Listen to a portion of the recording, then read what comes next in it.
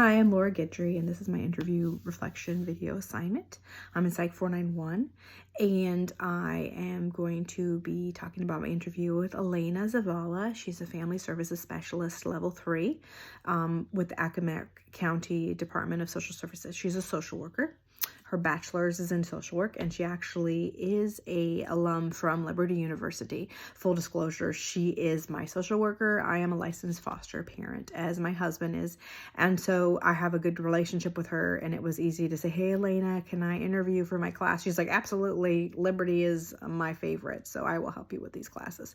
So I appreciated being able to talk to her, and I said, okay, Elena, what do you do? And she kind of laughed like, okay, where do I start? 40-hour work weeks don't exist.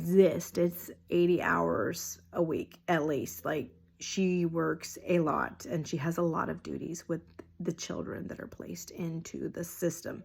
So when a child is removed from home by a social worker who's more specifically with CPS, and once they are removed by CPS, the CPS worker will hand these kids over to Elena, and Elena is their social worker from the start of that time of placement into the home of a foster home, or maybe a group home, or maybe even a hospital if the abuse is really bad, on to however long their journey is, be it leading to reunification or be it leading to adoption. So she's involved with all of that and all of the court aspects. She will represent these kids in court with the judge and let them the whole court system know exactly what this kid needs and make sure their services are in place. Mental health care placement. It's very important that she makes sure that their therapies are lined up. Most of these kids have gone through severe trauma and have some kind of disorder, especially teenagers, and she needs to make sure that they're getting what they need. Also occupational therapies, getting hooked up, speech therapy, working with the foster families, making sure they're in the right placement. These kids are put where they should be, getting their needs met in those homes, making sure the families are getting everything they need to take care of these kids. She does it all. She's Wonder Woman. She will also work with foster care prevention, which would be if a child was reported by a teacher or a neighbor or family member, this kid I think isn't safe. CPS will go and check on the kid, and it's not 100% safe there, but they don't think that the child needs to be removed, but there's going to be needing some intervention. So then Elena would be like, okay, let's get them hooked up with parenting classes. Let's get them, if they need help financially, let's get them signed up for Medicaid. Let's get them SNAP benefits, food stamps, maybe WIC if it's a young mom. Let's get them what they need to help this family stay together, because she really wants that.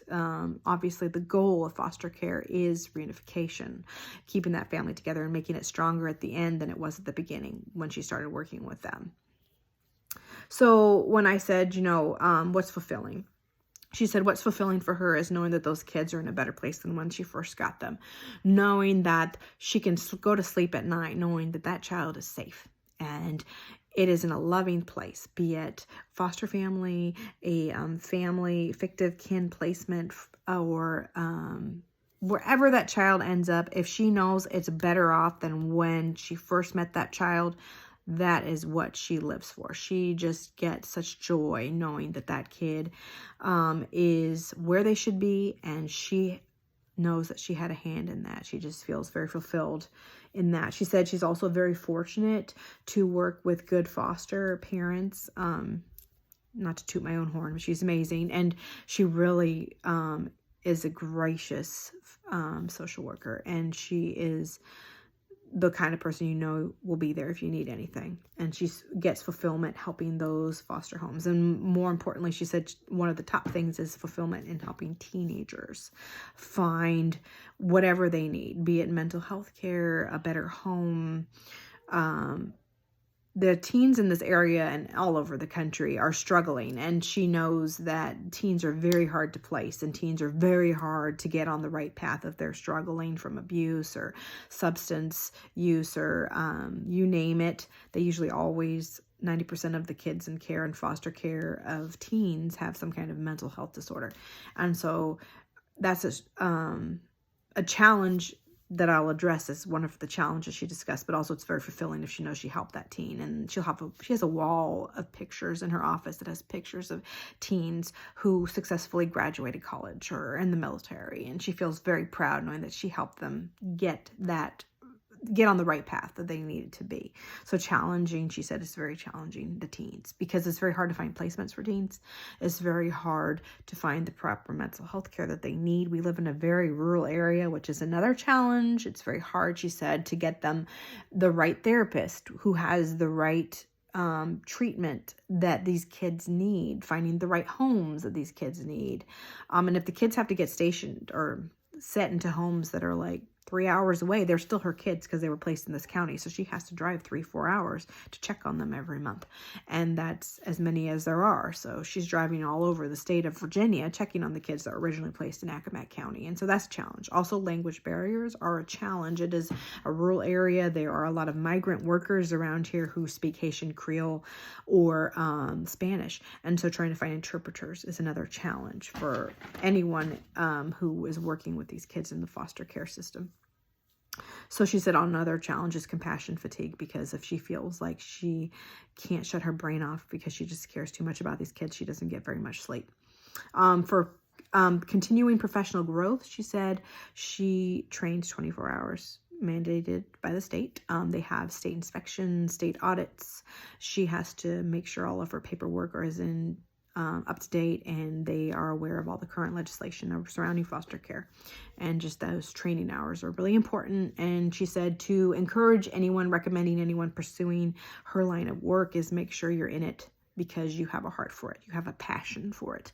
You're not going to be in it to make money. You don't make very much money, and it is a very consuming job. So if you don't have a heart and a passion for these kids, don't do it. Do something else. As she said, there's a lot of involvement. And so if you don't have a calling for the social service department and these kids in foster care, get a degree in something else. And that would honestly lead to my reflection, because I have been praying and struggling over this the last few years as I pursue my degree in psychology, because as a foster parent, my heart is towards these kids. And as a parent of my own 5 biological children, my heart is to kids. So no matter where I decide to go from here, I know I want to work with children, most likely in the foster care field or the social work, either as a social worker or as a counselor for these kids. I haven't quite 100% decided, but I do know that I need to work with kids. And I like the aspect of social work and that it's more holistic than just the mental health. Because yes, mental health deals with everything, but it just deals with the mind. And I feel like social work deals with everything: mind, body, spirit, everything. It's so holistic. And I think that is more where I am called to, dealing with that child in every way, not just their mental struggles. And so for me personally, I think my calling is more towards the social work. So I'm not 100% on where I'll go from here, because I have little kids. My youngest is 3. So I'm realistic. If I want to be a social worker, I need to be all in it, as Elena said.